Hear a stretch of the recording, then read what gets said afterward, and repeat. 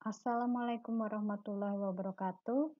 Ini adalah pertemuan kedua untuk mata kuliah dasar pemrograman web dengan pokok bahasan HTML. Sebelum kita mulai membahas mengenai HTML, ya, saya akan selalu mengingatkan kepada kalian bahwa target kita adalah untuk memastikan bahwa Anda mempraktekkan active learning. Jadi di sini pastikan bahwa Anda mempraktekkan contoh-contoh yang diberikan, latihan-latihan yang diberikan, dan juga nanti ketika sesi perkuliahan belajar untuk menjelaskan. Ini adalah sub pokok bahasan kita, ya. Jadi dimulai dari dasar HTML terlebih dahulu, format teks, baris dan garis, image dan link, ya. Dan yang terakhir adalah list.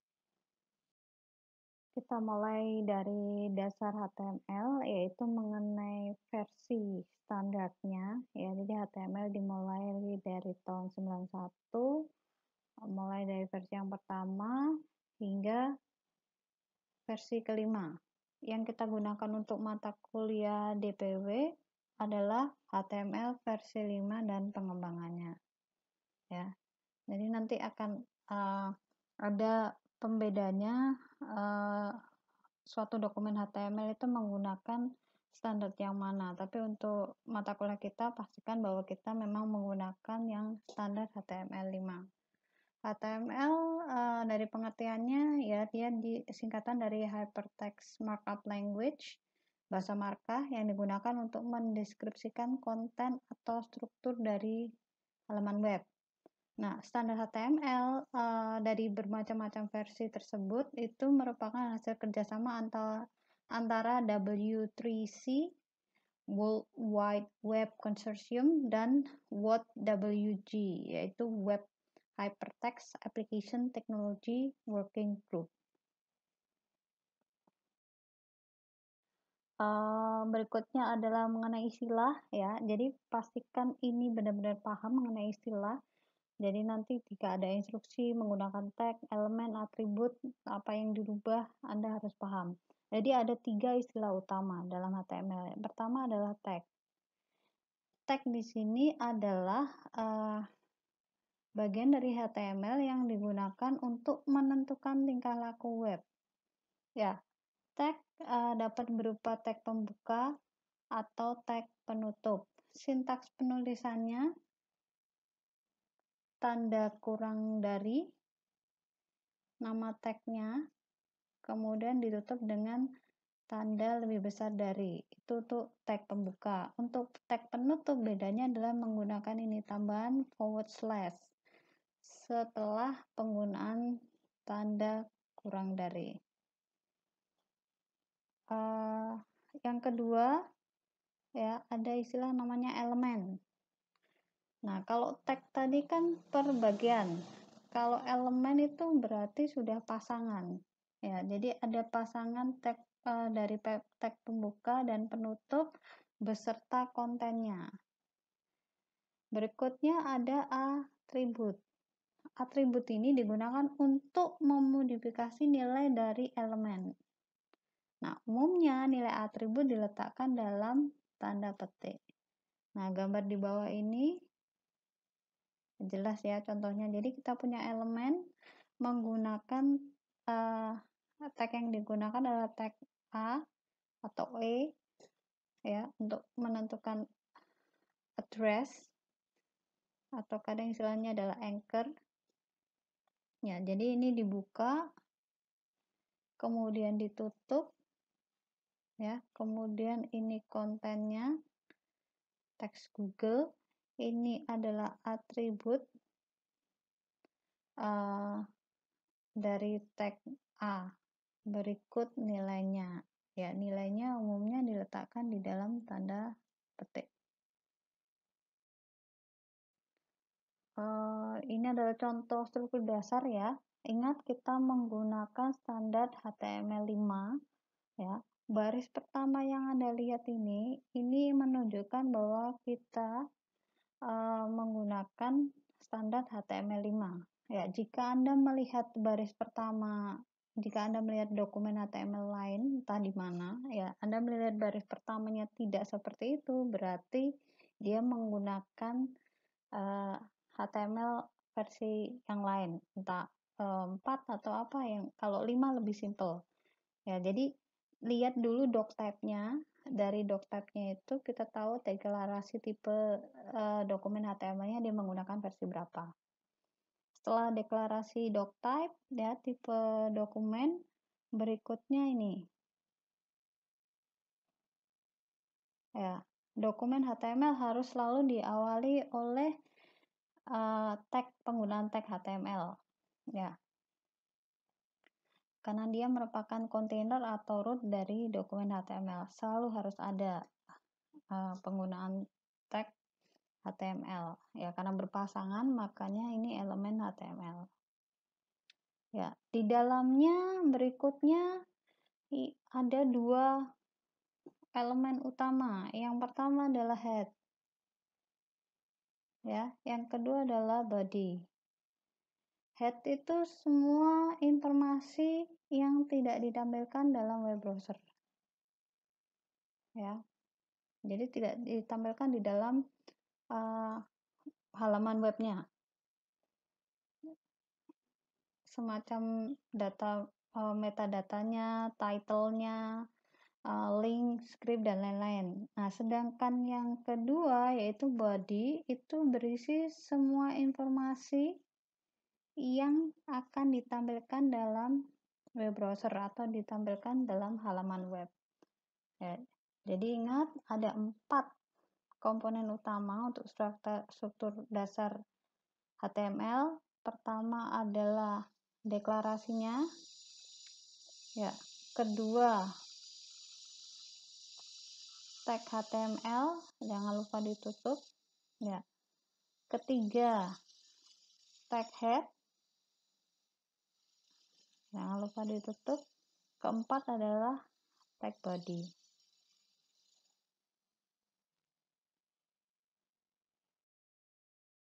Dalam contoh sederhana HTML ini, kita melihat bahwa doctype menunjukkan bahwa kita menggunakan HTML5, ya. Diawali, kemudian dokumen HTML diawali dengan penggunaan elemen HTML. Kemudian kita juga menggunakan elemen head. Di dalamnya kita menggunakan elemen title untuk memberi judul halaman web. Kemudian kita juga menggunakan elemen body yang di dalamnya nanti akan menampilkan paragraf, ya, yang berisi teks kami sedang mulai belajar HTML. Oke, ketikkan contoh sederhana tersebut menggunakan aplikasi editor kalian, simpan script sebagai file HTML. Misal contoh adalah nama filenya adalah sederhana, berarti extensionnya adalah .html.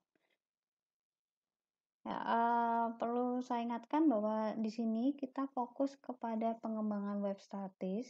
Ya, dalam artian di sini semua contoh file disimpan dalam direktori komputer pribadi, ya, dan dapat langsung dibuka melalui web browser yang Anda pilih. Ya. Jadi di sini saya tidak akan mencontohkan cara menggunakan web server. Ya, jadi murni membuat file lewat editor, disimpan sebagai file HTML, kemudian bisa langsung dibuka menggunakan web browser tanpa membutuhkan penggunaan web server. Bagaimana cara membuka halaman web atau membuka halaman file HTML di dalam web browser? Pilihannya ada banyak, yang saya contohkan ini pakai Windows ya. Ya. Jadi saya hanya menunjukkan 3 cara, tapi masih ada cara yang lain, apalagi tergantung dari editor Anda ya. Jadi cara pertama, buka aplikasi File Explorer, pilih file HTML yang akan dibuka, ya. Kemudian file sudah dipilih, klik kanan tombol mouse, pilih open with, kemudian pilih web browser yang akan digunakan. Dengan demikian otomatis halaman web akan terbuka di web browser. Atau cara yang kedua juga bisa ya, buka file explorer, aplikasi file explorer dan web browser secara berdampingan ya. Kemudian pilih file HTML yang akan dibuka dalam aplikasi file explorer. Pilih kemudian drag and drop ya, drag and drop. Jadi arahkan file, drop ke dalam web browser. Ya, atau cara yang ketiga, copy paste atau ketikkan alamat file HTML berdasarkan informasi yang ada di file explorer. Ya, kemudian letakkan di dalam kotak isian URL di dalam web browser. Ya. So, dengan 3 alternatif itu, Anda dapat membuka halaman web dalam web browser. Dan tentunya masih ada alternatif pilihan yang lain juga, silakan dieksplor sendiri. Oke, berikutnya adalah mengenai komentar. Ya, jadi umumnya jika kita memang belajar programming, tiap bahasa pemrograman pasti menyediakan sintaks khusus untuk menuliskan komentar. Komentar dalam artian di sini adalah skrip yang kita buat itu tidak untuk dieksekusi, tapi hanya untuk memberikan keterangan. Ya, untuk HTML berarti diawali dengan simbol kurang dari, tanda seru dan double dash, 2 garis, kemudian ditutup dengan simbol double dash 2 garis dan simbol atau tanda lebih besar dari. Fungsi membuat komentar itu sendiri seperti apa ya, bisa macam-macam.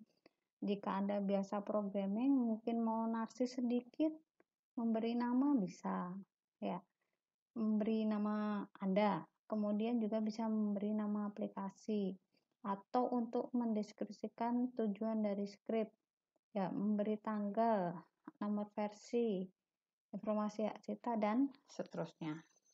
Ya, jadi pemberian komentar itu tidak wajib, tapi masalah preference dan masalah untuk mempermudah membaca program. Oke, berikutnya kita mulai format teks ya. Yang pertama adalah membuat heading ya, heading untuk judul dan atau subjudul. Heading levelnya ada 6 ya, mulai dari 1 hingga 6. Jadi tinggal dirubah. Kalau mau level 1 berarti H1, level 2 berarti H2, hingga yang paling kecil H6. Jadi semakin rendah nilainya maka semakin besar ukuran judulnya. Nah, yang di tengahnya ini adalah atribut. Ya, ini opsional. Atribut itu tidak harus selalu dipakai, opsional. Yang penting adalah penggunaan tagnya. Contoh script di sini kita membuat 6 heading dengan 6 ukuran yang berbeda dan kita menggunakan atribut align dengan nilai atribut adalah center. Ya, hasilnya nanti akan terlihat seperti ini. Jadi kita punya 6 judul, H1 yang paling besar ya, dan yang paling kecil adalah H6. Oke, so ada catatan di sini bahwa atribut align itu sudah tidak diimplementasikan lagi dalam HTML5 ya. Jadi jika Anda melakukan validasi dokumen script ini, jika ini script divalidasi ya dengan standar HTML5, maka pasti akan muncul warning karena memang untuk standar HTML5 seharusnya sudah tidak boleh menggunakan atribut align di dalam tag heading. Oke, untuk challenge pertama, coba explore pemahaman Anda. Tadi kan dari contoh penggunaan heading, kita menggunakan atribut align Nah, sekarang coba kalau atribut align-nya dihilangkan, dihapus, atribut berikut nilainya dihapus, apa yang terjadi? Oke, tag berikutnya adalah membuat paragraf. Membuat paragraf berarti kita pakai tag P, ya, tag P. Jadi kita pakai tag P. Di sini contoh kita adalah membuat satu, dua paragraf, ya. Kita juga mencoba memodifikasi dengan menggunakan atribut align, ya. Nilai dari atribut kita pilih right, berarti kanan, rata kanan. Sedang paragraf yang kedua pakai atribut align lagi, nilai atributnya adalah left, ya, berarti rata kiri. Nah, ini adalah contohnya, bisa dilihat atribut yang pertama rata kanan, atributnya paragraf yang pertama rata kanan, paragraf yang kedua rata kiri. Ada catatan? Ya, kasusnya sama dengan yang tadi, ya, yang tag heading. Penggunaan atribut align itu sudah tidak diimplementasikan lagi dalam HTML5, ya. Jadi nanti kalau dokumennya divalidasi pasti akan muncul warning, ya. Semua note yang saya sebutkan mulai dari tag heading dan paragraf itu menyebutkan bahwa atribut align tidak diimplementasikan lagi dalam HTML5. Mengapa? Karena memang untuk standar HTML5 itu benar-benar ingin memisahkan antara konten atau struktur halaman web dengan uh, pengaturan tampilan. Pengaturan tampilan itu semua harus sudah dihandle oleh CSS, ya. Jadi seperti ini, kayak pengaturan paragraf rata kanan, rata kiri, sampai itu kan pengaturan tampilan. Nah, itu mulai untuk standar HTML5 itu mereka menyarankan untuk sudah dihandle oleh CSS. Jadi jangan sampai HTML-nya sendiri yang menghandle. Makanya kalau divalidasi pasti muncul warning, bukan error ya, warning. Suruh pindah ke CSS, suruh menggunakan pengaturan tampilan menggunakan CSS. Tapi karena kita memang baru belajar HTML, makanya untuk sementara warningnya oke dulu. Nanti kalau sudah belajar CSS baru kita perbaiki warningnya tadi supaya tidak muncul lagi. Jadi pengaturan tampilan murni semuanya dilakukan dengan menggunakan CSS. Oke, untuk challenge 2 seperti challenge 1 tadi, ya, challenge 1 jadi ada tag heading pakai atribut align. Nah, sekarang coba untuk tag paragraf, atribut align-nya dihilangkan. Cek apa yang terjadi.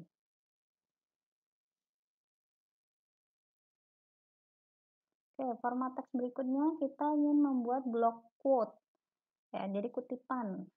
Kalau block quote itu berarti kita pakai tag namanya block quote, ya. Jadi ini gampangnya kalau bahasa pemrograman tuh kayak gini, dia pasti pakai bahasa Inggris, ya.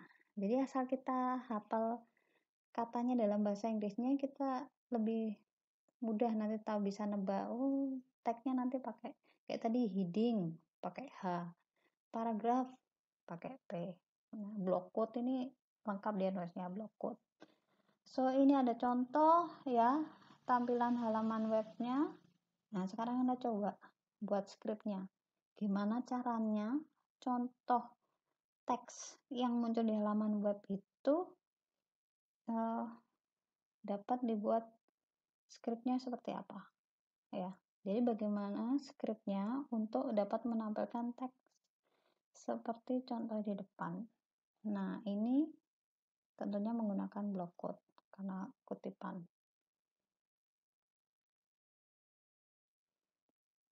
Ya, so ini tadi challenge-nya, jadi buatlah script HTML untuk menampilkan contoh penggunaan block quote.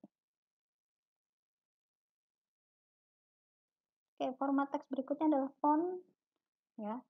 Ini menyenangkan ini karena teks kan kita biasanya memodifikasi ukurannya, jenisnya, warnanya, dan seterusnya. Jadi, untuk font, ya pertama kita menggunakan tag font. Ya, untuk mendefinisikan ukuran jenis warna font, jadi semuanya intinya pakai tag font ya. Semuanya pakai tag font. Oke, habis itu kalau mau mendefinisikan ukuran berarti pakai atribut size. Ya, kalau mau mendefinisikan jenis font berarti pakai atribut face. Kalau mau mendefinisikan warna font berarti pakai atribut color. Ya, jadi atributnya size, face, color. Habis itu nilainya silahkan ditentukan. Nilainya mau apa dari masing-masing atribut. Ada note lagi ya. Tadi sudah saya terangkan bahwa memang untuk HTML5 itu dipisahkan antara konten dengan tampilan. Konten itu HTML yang ngurusin, tampilan itu yang ngurusin CSS. Nah, karena belum belajar CSS, jadi oke lah untuk memodifikasi warna, jenis, dan ukuran kita pakai tag font. Cuma kalau divalidasi nanti akan muncul warningnya, karena memang seharusnya sudah tidak diimplementasikan lagi dalam HTML5. Seharusnya dimodifikasi tampilannya dengan menggunakan CSS.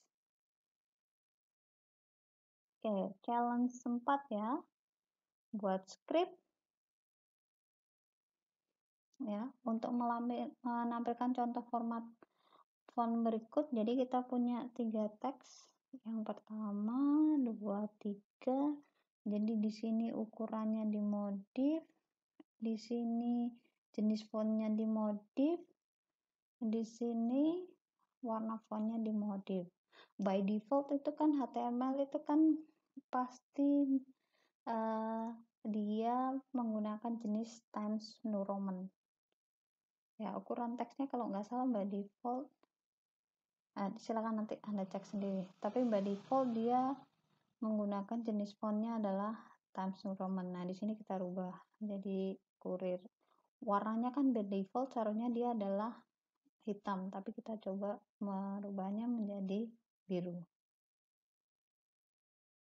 Untuk font style, jadi kita kalau font style itu untuk mendefinisikan tampilan teks. Jadi misalnya kita punya dokumen, teks yang mau kita buat cetak tebal, cetak miring, garis bawah, subscript, terhapus, superscript, dan seterusnya.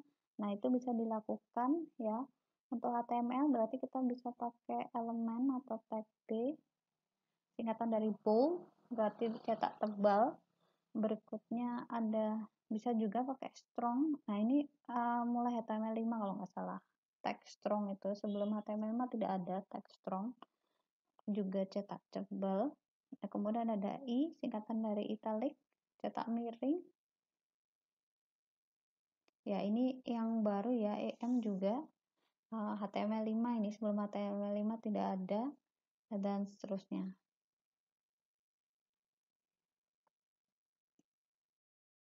Untuk challenge, coba membuat strip HTML untuk membuat 1, 2, 3, 4, 5, 6, 7, 8, 9, 10 kalimat ya, dimodif. Ini pakai sesuai tadi slide sebelumnya, bisa ini pakai bold ya, yang ini pakai apa tadi, strong, dan seterusnya. Silahkan dicoba satu persatu. Oke, berikutnya membuat baris dan garis. Ya, jadi kita pakai break. Nah, untuk mengganti baris ya, ABR singkatan dari break. Garis garis horizontal di sini ya. Horizontal berarti singkatannya adalah HR. Ya, atributnya macam-macam, ada align, ada size, ada width, ya, ada no shade, ya. Jadi no shade ini adalah contoh atribut yang tidak perlu nilai ya. Jadi kalau tidak menggunakan ya tidak atributnya tidak muncul berarti memang tidak menggunakan, tapi jika atributnya muncul berarti dianggap ingin membuatnya menjadi on.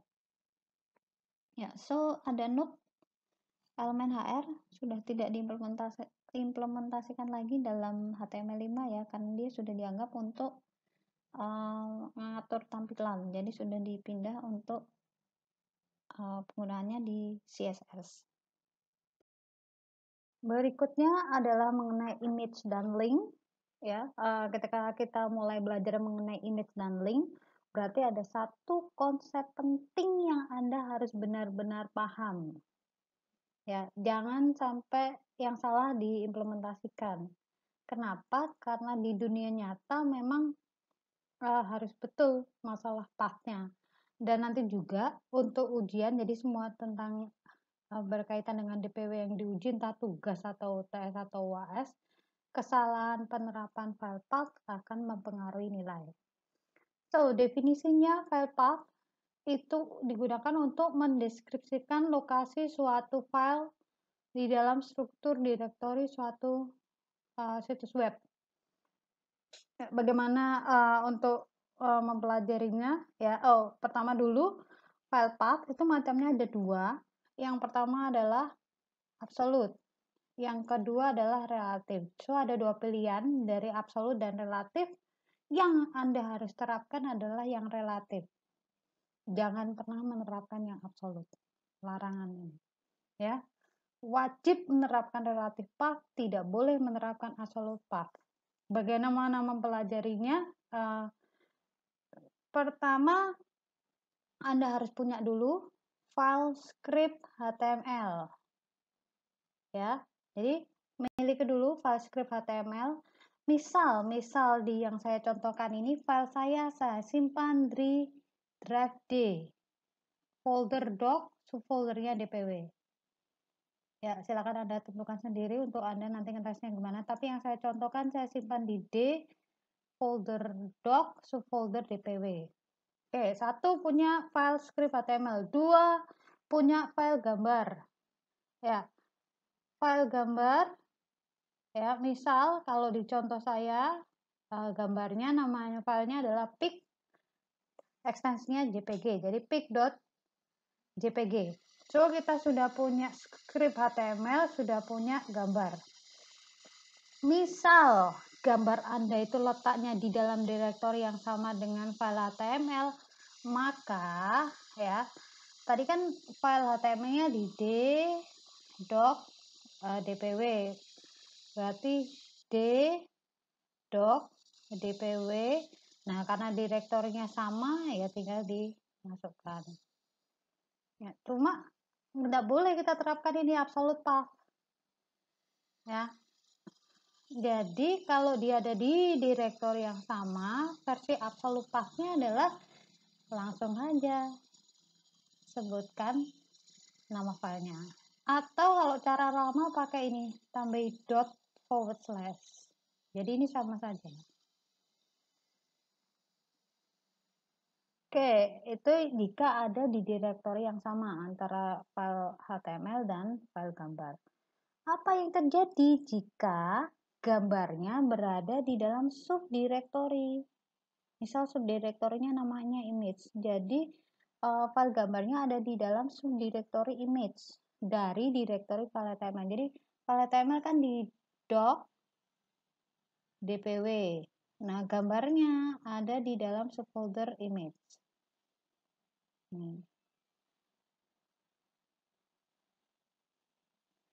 Untuk merubahnya dalam bentuk relatif path, ya, tadi kan gambar ada di dalam subdirektori dari file HTML. Berarti tinggal tambahkan nama direktorinya, subdirektorinya, kemudian nama file gambarnya. Atau kalau pakai cara lama berarti tambahin dot // sama saja. Yang terakhir, ya, misal gambar Anda letaknya bukan di direktori yang sama dengan file HTML, tapi di luar, ya, di luar. Kalau ini contohnya adalah satu level, di luar itu bisa macam-macam. Ini satu level di atasnya. Jadi file HTML kan ada di sini, di d.dpw. Nah, ini bukan di dalam folder dpw, berarti di luarnya. So, misal adalah sini, doc, habis itu nama filenya. Nah, kalau keluar folder dari file HTML, berarti Anda kuncinya pakai ini, simbol double dot / itu artinya keluar folder dari file HTML.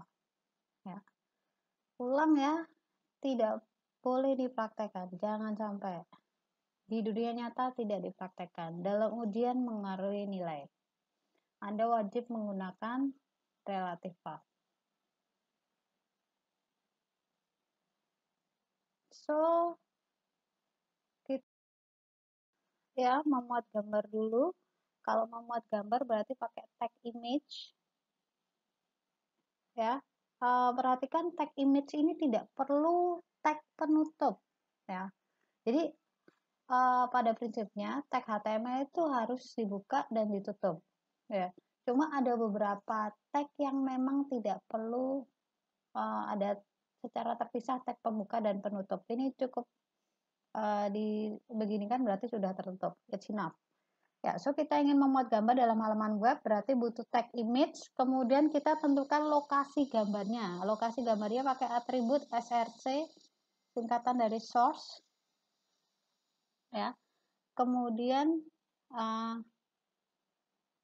kita tentukan lokasinya di mana. Anda juga dapat menambah atribut lain, ya, misalnya ditambahin nama, tambahi ukurannya, ya, tampilannya. Terusnya kita coba hanya menampilkan saja dulu ya. Berarti misal di kasus saya, nama gambar saya, file gambar saya adalah ini, tfr2a.gif. Dia berada di lokasi file gambar berada di folder yang sama dengan file HTML saya. Berarti saya langsung aja pakai ./ atau ini juga nggak pakai juga apa-apa. Oke, untuk challenge 6, coba kalau tadi kan yang contoh gambar slide sebelumnya itu kan file gambar di dalam direktori yang sama dengan file HTML. Sekarang cari gambar lain, ya, cari gambar lain, ya. Jadi ada gambar pertama tadi, terserah Anda mau apa. Cari gambar kedua, letakkan lokasinya berada di direktori yang sama dengan file HTML. Ya, jadi menampilkan dua gambar lah intinya. Gambar pertama slide yang tadi sebelumnya. Untuk challenge 6, tampilkan gambar kedua. 7, ya. Sekarang Anda mencari gambar ketiga. Gambar ketiga, nah lokasinya itu berada di dalam subdirektori dari direktori file HTML. Ya, jadi gambar 1 sesuai dengan contoh untuk menampilkan gambar berada di direktori yang sama dengan file HTML. Challenge 6, gambar kedua, lokasi gambar berada di direktori yang sama dengan file HTML. Challenge 7, gambar ketiga, letakkan di dalam subdirektori. Nama subdirektorinya bebas. Challenge 8, cari gambar keempat, atau Anda modif juga boleh. Ya, cari gambar keempat. Nah, sekarang file gambarnya letakkan satu level di atas direktori file HTML. Ya, kalau Anda berhasil challenge 6, 7, 8, beres. Berarti pemahaman Anda tentang relative path betul. Ya, untuk mengeceknya apakah relative path Anda betul atau tidak, coba pindahkan lokasi. Tadi misal disimpan di drive C gitu ya, atau D. Nah, sekarang coba pindahkan semua folder yang berkaitan dengan file gambar dan HTML Anda ke drive lain. Kalau masih bisa bekerja dengan baik berarti relatif path-nya oke. Tapi kalau gambar tiba-tiba tidak bisa tampil berarti Anda pakai absolute path gitu. Oke, ini berikutnya link ya, membuat link. Kalau gambar tadi kan tag image, lokasi filenya pakai atribut src. Kalau membuat link berarti pakai tag a, anchor atau address. Nah, untuk detail alamatnya pakai href ya. Kemudian ini nilai atributnya. Nah, link itu bisa macam-macam. Anda bisa membuat link ke dokumen lain. Ya, ini contohnya format tulisannya. Nilainya yang teks warna hitam tinggal diganti-ganti sesuai kebutuhan. Ini yang mau ditampilkan di link apa. Kemudian ada link berupa URL ke situs web, jadi online, di online kan kemana. Atau bisa link berupa kirim ke alamat email juga bisa. Atau link berupa file yang akan diunduh. Jadi macam-macam untuk link. Tapi semuanya tentunya karena link berarti pakai tag A atau E. Berikutnya adalah list atau daftar. Nah, daftar itu macamnya ada 3. Yang pertama adalah unordered. Unordered berarti tidak terurut. Ya, kalau versi Microsoft Word itu seperti bullet point. Ya. Jadi sesuai namanya unordered berarti kata kuncinya adalah U ya. Karena ini membuat list berarti L. Makanya kita pakai tag namanya UL, berarti unordered list. Ya. Jadi kalau Anda mendefinisikannya di depan adalah UL, pakai tag UL, tag buka, tag tutup ya. Berarti Anda mau membuat unordered list. Nah, semua daftar yang ada di dalamnya dibuat di dalam elemen LI, singkatan dari list. Ya, ini ada catatan note, atribut type, ya, sudah tidak diimplementasikan lagi dalam HTML5. Alasannya adalah seperti yang sebelum-sebelumnya, seharusnya ini kan mengatur tampilan. Nah, ini kalau mengatur tampilan berarti seharusnya CSS yang bekerja. Oke, sekarang Anda coba membuat list seperti contoh ini.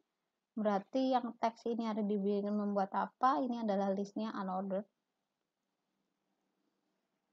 Ya, ada 3 listnya. Yang kedua adalah ordered. Ordered berarti terurut. Kalau terurut berarti punya nomor. Ya. Kata kuncinya tagnya adalah ordered berarti O L, ordered list. Makanya kita pakai tag OL. Ini buka, tutup ya. So, ordered list untuk membuat daftarnya berarti pakai elemen LI, singkatan dari list. Jadi sama dengan yang ordered ya, semuanya pakai LI. Bedanya adalah elemen pembukanya apa, OL atau UL.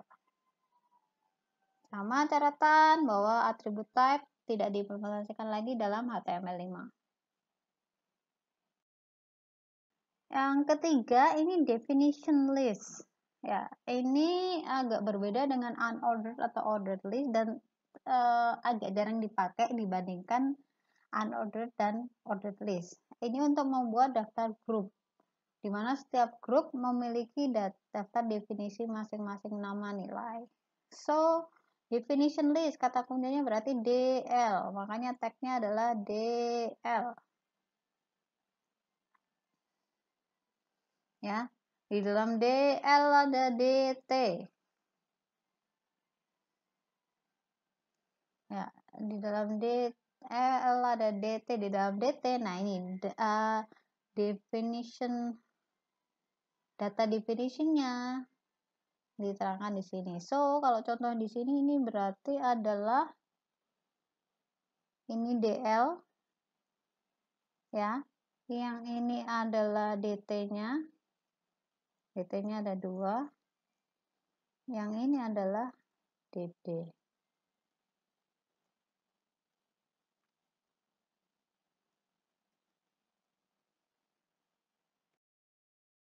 Oke, untuk challenge 9, nah tadi kan Anda belajar unordered, ordered, dan oh no, definition list nggak usah.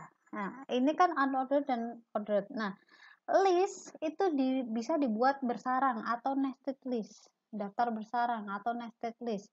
Jadi kalau Anda lihat ini kan ordered, yang ini 1, 2, 3, tapi yang ini unordered. Nah, sekarang challenge untuk Anda coba bagaimana sih caranya membuat nested list. Kalau Anda sudah paham konsepnya ordered sama unordered, gimana caranya supaya membuatnya menjadi nested. Tugas mandiri, ya, silahkan dicoba sendiri.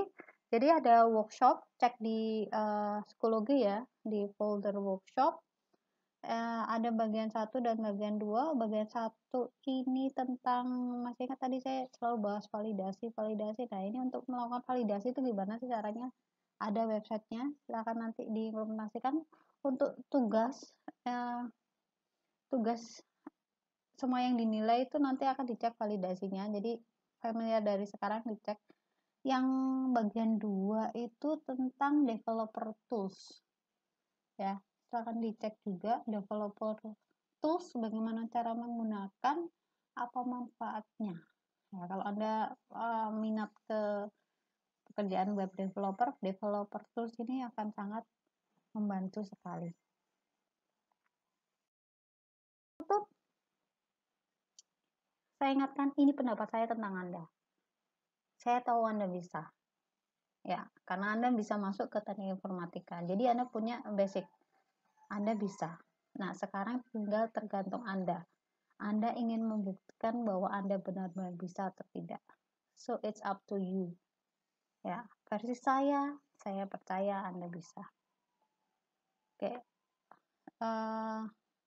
sekian dulu untuk penjelasan materi pertemuan 2 tentang HTML.